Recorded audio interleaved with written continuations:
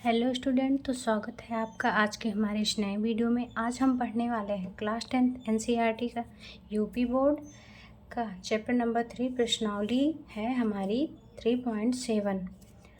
तो आइए हम देखते हैं अपने पहले क्वेश्चन को। तो यहाँ हम देख रहे हैं हमारा पहला क्वेश्चन क्या है। दो मित्रों अनी और वीजू की आयु में 3 वर्ष का अंतर है। अनी के पिता धर्म की आयु अनी की आयु की दोगुनी और वीजू की आयु उसकी बहन कैथी की आयु की दोगुनी है। कैथी और धर्म की आयु का अंतर 30 वर्ष है। अनी और वीजू की आयु ज्ञात कीजिए। आइए हम एक्स वाई मान ज्ञात करते हैं। आयु क्या, आइए हम देखते हैं हमारा क्वेश्चन कैसे सॉल्व हो गया। तो माना अनी की आयु बराबर x वर्ष और वीजू की आयु बराबर y वर्ष है और कह रहा है क्वेश्चन में दो मित्रों अनी और वीजू की आयु में 3 वर्ष का अंतर है। दोनों में 3 वर्ष का अंतर है। तो क्या हो गया हमारा, यहाँ से ये हमारा y बड़ा है x से। क्वेश्चन में ये बात कही गई है, पूरा पढ़ो फिर पता चलेगा। उसके बाद फिर हम लगाते हैं अपना प्रथम शर्त। क्या हो गया हमारा, y, जब y बड़ा है तो y में से x जाएगा, y minus x equal to 3। ये हो गया हमारा समीकरण 1। यहाँ पे क्या कह रहा है क्वेश्चन में, 3 वर्ष का अंतर है।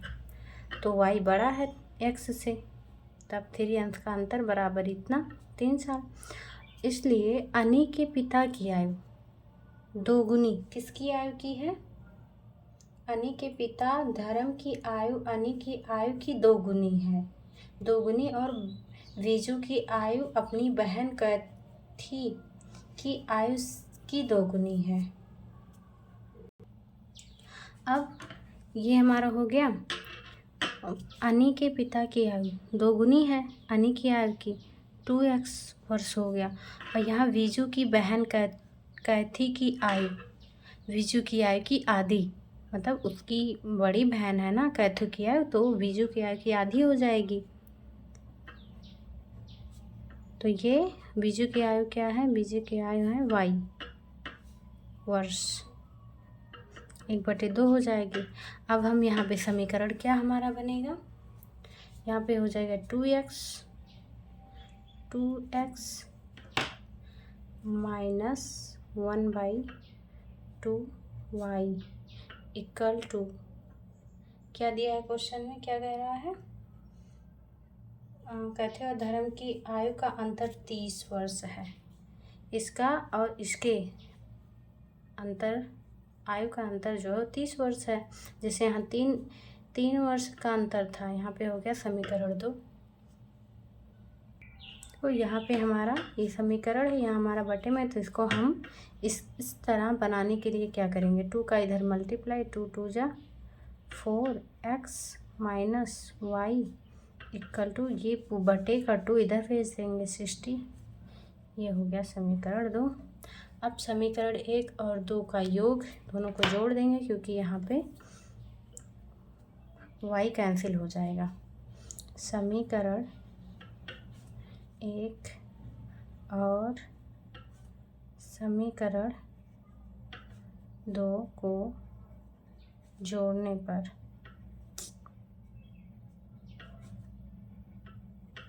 क्या हो जाएगा, डायरेक्ट जोड़ दें, चलो लिख देते हैं। ये हो गया 4x माइनस का y इक्वल टू 60। यहाँ से ये कैंसिल हो जाएगा, हमारा ये हो जाएगा 3x इक्वल टू, इसको ऐड करेंगे 63, x इक्वल टू 3 2 जा 6, 3 1 जा 3, x इक्वल टू 21 आ गया। अब x का मान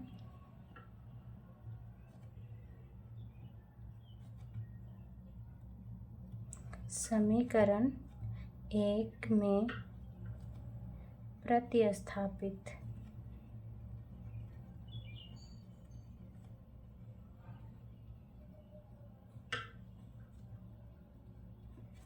क्या हो जाएगा हमारा y माइनस का 21 equal to 3, y equal to इधर जाएगा 3 1 4 24, y का मान 24 आ गया। तो हम क्या लिख सकते हैं, इस प्रकार अनी की आयु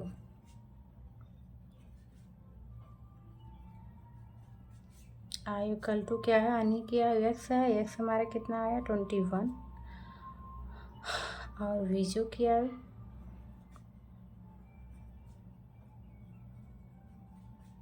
कितनी हो गई 24 वर्ष। या तो समझ में आया आपको। चलिए बढ़ते अगले क्वेश्चन की ओर। आइए देखते हैं हमारा दूसरा क्वेश्चन क्या है। हमारा दूसरा क्वेश्चन दिख रहा है आपको। एक मित्र दूसरे से कहता है कि यदि मुझे 100 दे दो तो मैं आपसे 2 गुना धनी बन जाऊंगा। दूसरा उत्तर देता है, यदि आप मुझे 10 दे दो तो मैं आपसे 6 गुना धनी बन जाऊंगा। बताइए कि उनकी क्रमशः क्या संपत्ति है। भास्कर फर्स्ट के बीजगणित से ये हमारा समीकरण दिया है संकेत के रूप में x प्लस 100 इक्वल टू 2 कोष्टक में y minus 100 comma y plus 10 equal to 6 और कोष्टक का इंटू x माइनस 10, ये हमारा समीकरण है। चलिए देखते हैं। आइए तो देखते हैं अपना क्वेश्चन। माना प्रथम मित्र की संपत्ति x है, आपको तो पता है इसमें x y ही माना जाता है, तो और दूसरे मित्र की संपत्ति रुपये y है।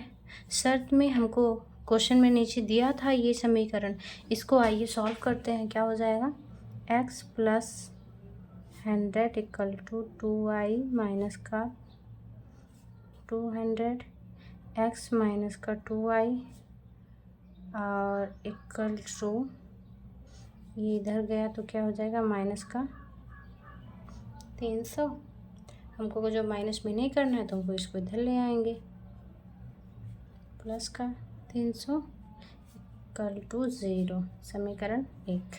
और दूसरा शर्त हमको क्या दिया है, दूसरा हमको बुक में दिया है y प्लस का 10 इक्वल टू 6x माइनस 10। इसको हल करेंगे तो क्या मिलेगा, इसको हल करेंगे y प्लस का 10 इक्वल टू 6x माइनस 60। ये क्या हो गया, y माइनस का 6x और इधर आएगा प्लस इक्वल टू 0, समीकरण हो गया दूसरा।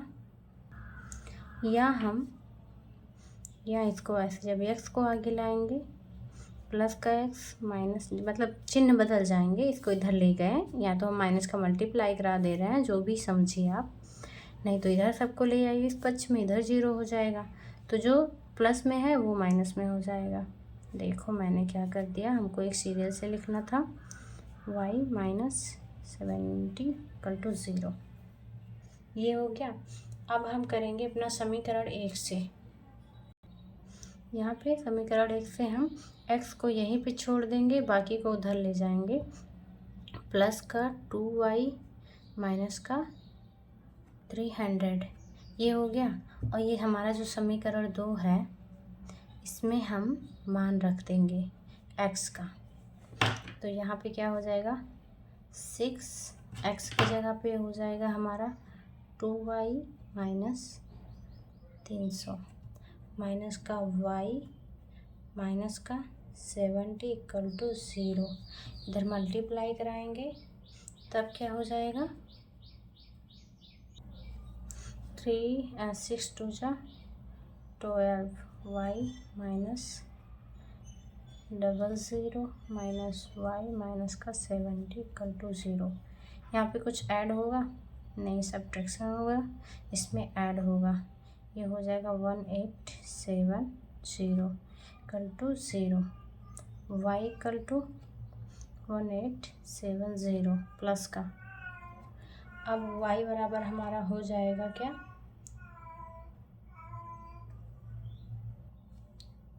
170। मल्टीप्लाई करेंगे 11 से इसको, तो हमको y बराबर 170 170 हमको मिलता है y इक्वल टू।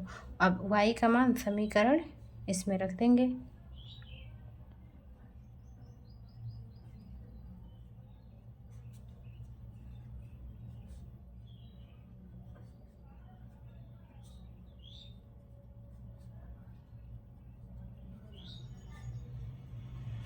क्या हो जाएगा हमारा, x इक्वल टू 2170 माइनस 300,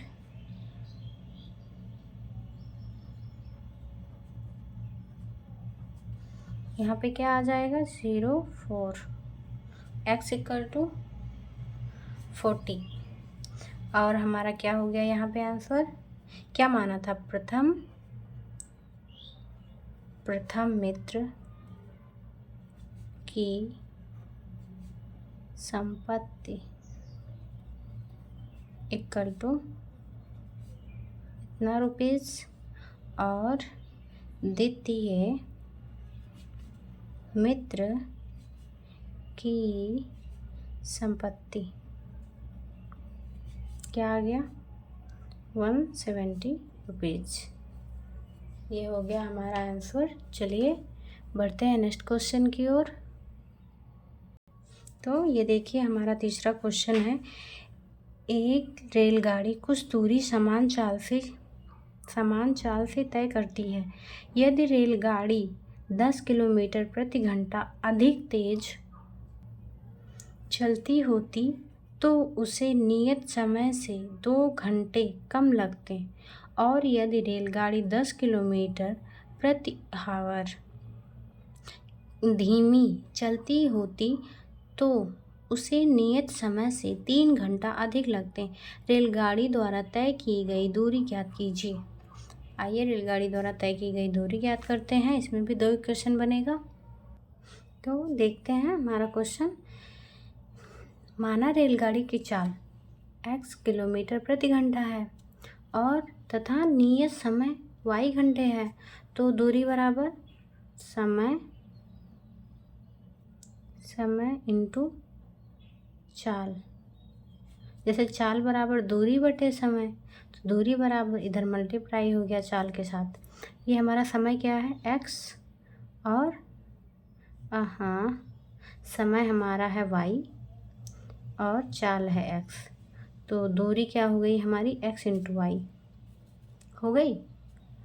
अब हमारा प्रथम स्थिति क्या होगा, क्या है क्वेश्चन में, यदि रेलगाड़ी 10 किलोमीटर प्रति घंटा तेज, तो हो जाएगी x प्लस 10 इंटू ये हमारा चाल इतने तेज से, उसके बाद में इंटू में क्या 2 घंटे क्या है क्वेश्चन में, चलती होती तो उसे नियत समय से 2 घंटा कम लगता। 2 घंटा कम मतलब माइनस y, नियत समय y है, 2 घंटा कम y माइनस 2 इक्वल टू, अब देखो समय और चाल गुणे दूरी हमारा क्या है x इंटू वाई। दूरी बराबर x इंटू वाई है ना, दूरी हो गया x इंटू वाई। अब इसको हम सॉल्व करेंगे तो क्या हो जाएगा, x into y minus 2x plus 10y minus 10 टू जा 20 equal to x y cancel हो गया।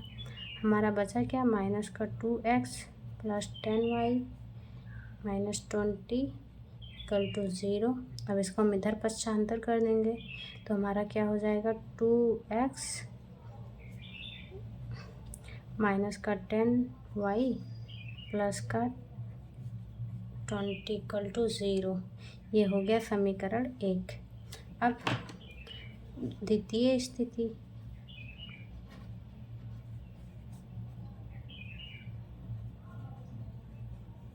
द्वितीय स्थिति में क्या कहता है, क्वेश्चन पढ़िए।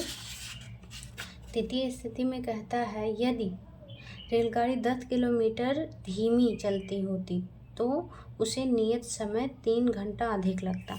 अब अधिक के लिए यहाँ पे हम प्लस कर देंगे और धीमे के लिए माइनस कर देंगे। ये हो जाएगा x - 10 इंटू में y + 3 मतलब 3 = xy।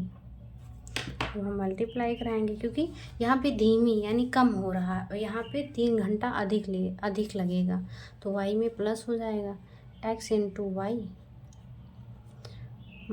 Plus 3x minus 10y minus 30 = x into y. ये कैंसिल हो गया।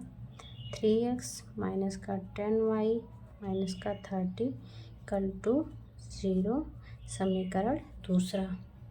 अब इसमें हमको ax by c1, यहाँ भी a1x b2x c2 = 0 है, तो इससे हमको यहाँ पे वज्र गुणन लगाएंगे। यहाँ पे लिख देते हैं वज्र गुणन।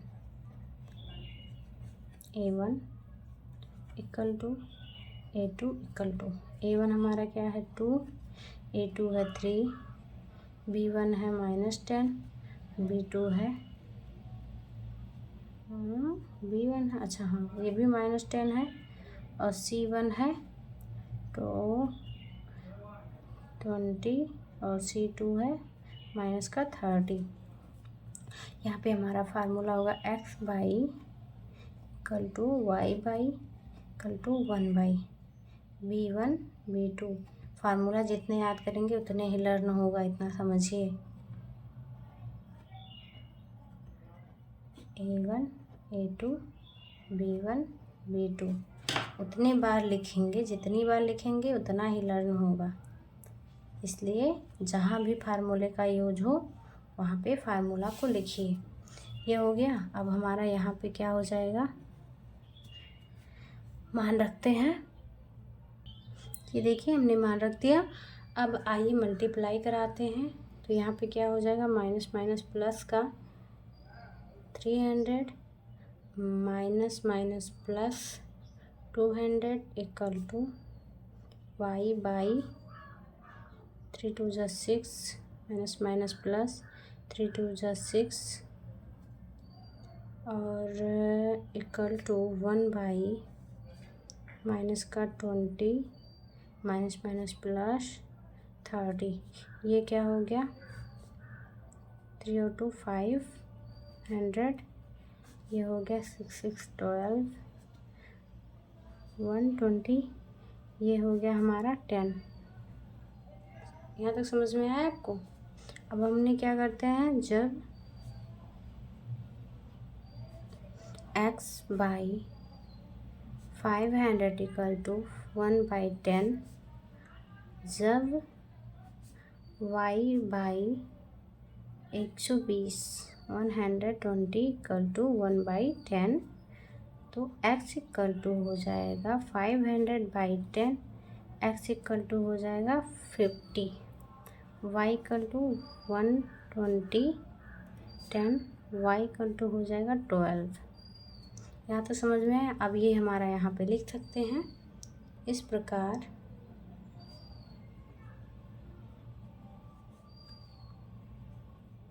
रेलगाड़ी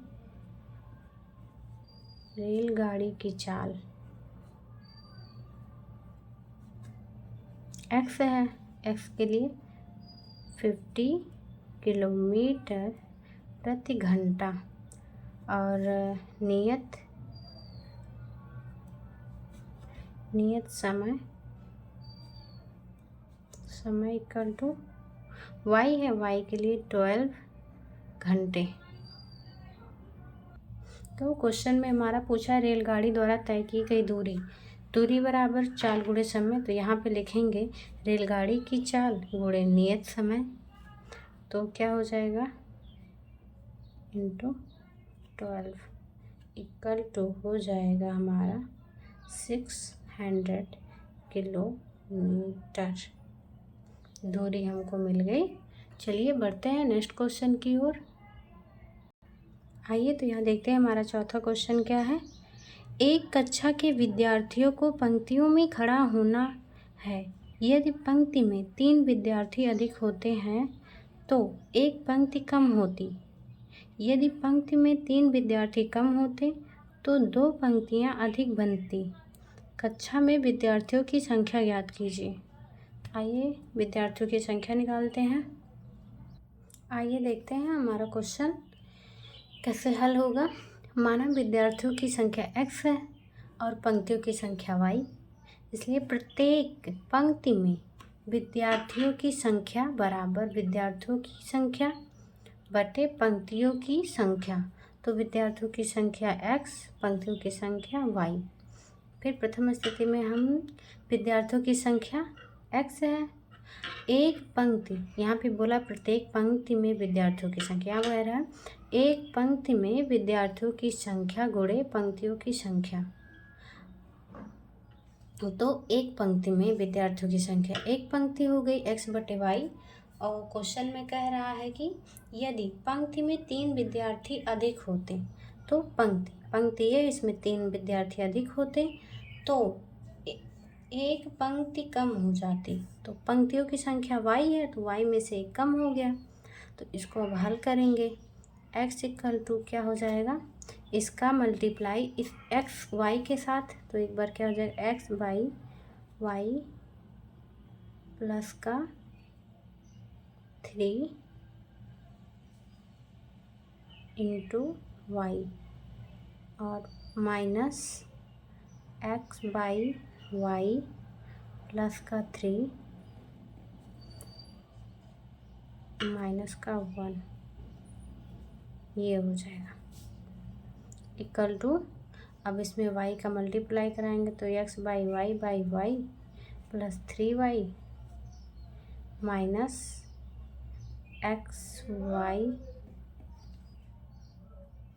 प्लस 3, ये y कैंसिल हो जाएगा equal to x plus 3y minus का x बाई y माइनस का 3।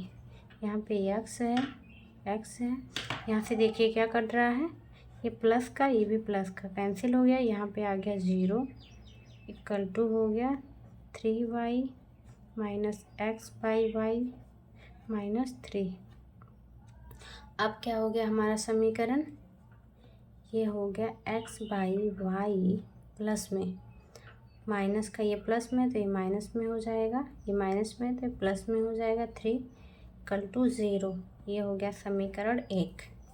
अब द्वितीय स्थिति के लिए भी हम फार्मूला तो यही रखेंगे, लेकिन हमको जो दिया है क्वेश्चन में कह रहा है कि 3 विद्यार्थी कम होते हैं तो 2 पंक्तियाँ अधिक हो जाती हैं। तो यहाँ पे प्लस का 2, इधर माइनस का 2। द्वितीय स्थिति क्या होगी हमारी, कह रहा है यदि पंक्ति में 3 विद्यार्थी कम होते, पंक्ति हमारी x बटे y है, 3 विद्यार्थी कम होते तो क्या हो जाता, 2 पंक्ति अधिक हो जाती। पंक्ति y है प्लस 2 इक्वल टू क्या हो जाएगा, इक्वल टू x। हमारा जो विद्यार्थियों की संख्या x है, अब इसको मल्टीप्लाई कराएंगे, ये हो जाएगा x by y minus 3 into y और plus 2 into x by y minus का 3 इक्वल टू x। इसको मल्टीप्लाई कराएंगे तो हमारा x ये कट जाएगा, यहाँ पे आएगा x माइनस 3y और यहाँ पे हमारा हो जाएगा प्लस का 2x बाई y माइनस 3 2 जा 6 इक्वल टू x। यहाँ पे हमारा इससे ये कैंसिल हो जाएगा, यहाँ पे हमारा आएगा 2x by y minus 3y minus 6 equal to 0, समीकरण 2। यहाँ तक समझ में आया आपको। अब हम यहाँ x बटे y को मानेंगे p, माना x by y equal to p। तो हमारा समीकरण क्या हो जाएगा, समीकरण हमारा ये पहला वाला हो जाएगा p minus 3y plus 3 equal to 0, समीकरण 3। और ये हो जाएगा हमारा 2p minus 3y minus 6 equal to 0 हो जाएगा, समीकरण 4। अब यहाँ हम देखते हैं, यहाँ प्लस में 3y प्लस में 3y, गुणा तो कुछ नहीं करना, बस घटाना है। समीकरण 4 में से 3 को घटाने पर, अब यहाँ घटाएंगे तो क्या हो जाएगा, माइनस p माइनस 2p, ये माइनस से माइनस कैंसिल हो जाएगा, इक्वल टू माइनस से ये प्लस में हो जाएगा 3 प्लस 6, अरे ये कुछ नहीं है, ये प्लस है, इक्वल टू है 0। तो क्या आ जाएगा यहाँ पे हमारा, 2 में से p गया, माइनस का p प्लस का 9 इक्वल टू 0 है। तो p इक्वल टू हो जाएगा हमारा 9, p को इधर लेके आएंगे तो दोनों प्लस में हो जाएगा, हमारा p बराबर मिलता है हमको 9। p का मान समीकरण 3 में रखेंगे जब,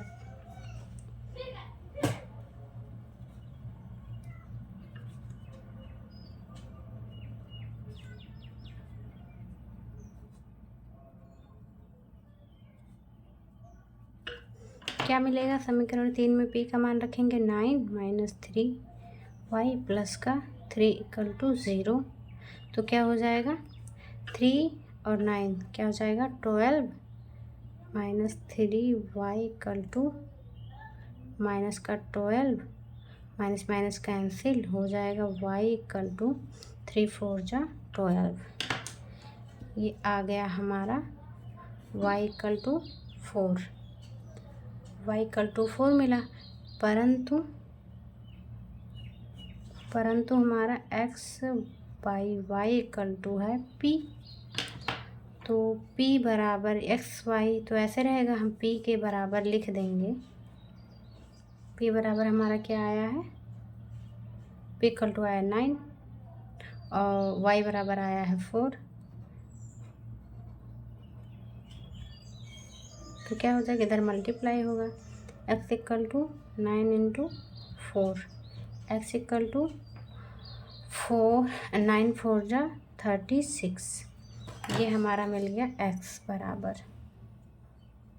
ये मिल गया। इस प्रकार हम क्या लिख सकते हैं, इस प्रकार कक्षा, क्या पूछा है क्वेश्चन में, कह रहा विद्यार्थियों की संख्या ज्ञात की, कक्षा में विद्यार्थियों की संख्या, कक्षा में विद्यार्थियों की संख्या इक्वल टू क्या हो गई, और हमारे विद्यार्थियों की संख्या क्या है, विद्यार्थियों की संख्या x इंटू वाई, x हमारा क्या है 36 इंटू 4 इक्वल टू आ गया हमारा 144। ये हमारे हो गए कक्षा में विद्यार्थियों की संख्या, ये हो गया हमारा आंसर। तो चलिए बढ़ते हैं अगले क्वेश्चन की ओर। यहाँ तक समझ में आया आपको, और देखते हैं हमारा 5वां क्वेश्चन क्या है। एक त्रिभुज ABC में कोण C बराबर 3, कोण B बराबर 2 इंटू कोण A प्लस B है, त्रिभुज की तीनों कोण ज्ञात कीजिए। 5वां क्वेश्चन देख रहे हैं, चलिए त्रिभुज के तीनों कोण निकालते हैं।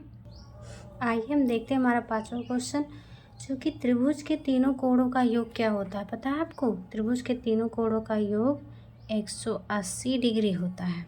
तो त्रिभुज के तीनों कोण, कोण A, कोण B, कोण C 180 डिग्री, और क्वेश्चन में हमको दिया गया है कोण C बराबर 3, मतलब कोण C बराबर 3, कोण B बराबर 2, कोण A प्लस कोण B।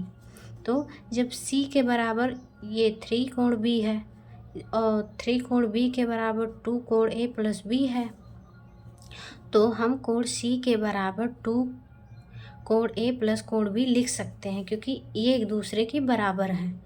तो हमारा यहाँ पे ये क्या हो जाएगा, इस पे हम मान जब रखेंगे अपना, कोण ए प्लस कोण बी प्लस कोण C equal to 180 degree.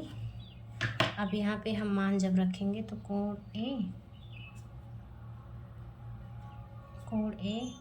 Plus कोण बी हमारा प्लस कोण सी बराबर 2 कोण ए प्लस कोण बी इक्वल टू 180 डिग्री। ये क्या हो गया, कोण ए प्लस कोण बी प्लस 2 कोण ए प्लस 2 कोण बी इक्वल टू 180 डिग्री। 2 कोण ए प्लस 3 कोण बी इक्वल टू 180 डिग्री। ये हुआ, यहाँ से 3 कॉमन है, तो कोण ए प्लस कोण बी इक्वल टू 3 6 8 60 डिग्री। कोण ए प्लस कोण बी बराबर 60 डिग्री। ये हो गया हमारा समीकरण 1।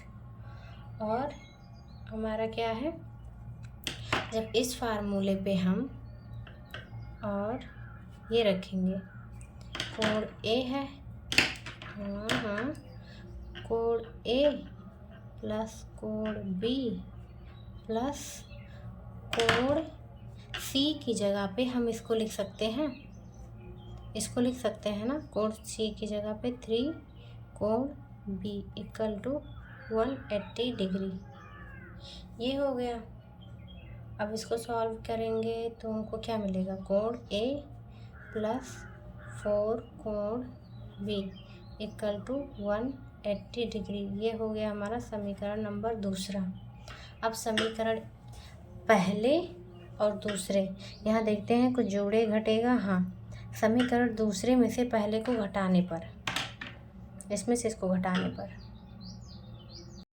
ये हम जब माइनस करेंगे इसको घटाने के लिए, तो ये हमारा कैंसिल हो जाएगा, ये माइनस, ये भी माइनस, तो क्या आएगा, 4 में से बन गया 3 कोण बी इक्वल टू 0। ये हो गया हमारा। अब यहाँ पे हमारा 60 है, मैंने 180 लिख दिया, 0 नहीं होगा, तो 180 में से 60 गया तो हमारा आएगा 120 डिग्री। रूट कोण बी बराबर क्या आ जाएगा, 3 4 12, तो कोण बी बराबर हमारा आ गया 40 डिग्री। अब हम इसमें से कोण ए बी और ए निकालेंगे, सी और ए निकालेंगे, तो यहाँ पे क्या हो जाएगा हमारा, कोण ए प्लस 4 कोण बी का मान 40 डिग्री इक्वल टू 180 डिग्री। इसका मल्टीप्लाई कराते हैं, 4 4 16 इक्वल टू 180 डिग्री। कोण ए इक्वल टू, ये इधर जाएगा, आएगा 20, कोण ए इक्वल टू 20 डिग्री आ गया। अब ए का मान किस में रखेंगे, सी कहाँ पे है, यहाँ पे रखते हैं ए और बी का मान। तो हमको पता है, यहाँ पे देखिए पुनः हमको यहाँ पे क्या दिया गया है, हमने क्या बोला था कि रूट सी, मतलब रूट कह रहे हैं, कोण सी इक्वल टू क्या है, क्या दिया गया है, 3 कोण बी। ये भी हो सकता है और हम ये भी रख सकते हैं, तो यहाँ पे हम क्या रखेंगे, 3 कोण बी का मान 40 डिग्री, 3 4 12 डिग्री, कोण सी इक्वल टू 120 डिग्री हमको मिल गया। अतः या इस प्रकार हमको कोण ए इक्वल टू कोण बी इक्वल टू कोण C equal to 120 degree, 40 degree, 20 degree प्राप्त हुआ। तो आज का वीडियो हम यहीं पे करते हैं समाप्त। आगे के क्वेश्चन अगले वीडियो में हम आपको बताएंगे। तब तक के लिए धन्यवाद। और हमारा वीडियो आपको अच्छा लगा हो तो उसे लाइक करें, चैनल को सब्सक्राइब करें। तब तक के लिए धन्यवाद। और हाँ, आप लोग अच्छे से लगाइएगा, अच्छे से मेहनत करिए ताकि बोर्ड का जो एग्ज़ाम हो अच्छे से दें, स्कूलों का एग्ज़ाम अच्छे से दें। ओके।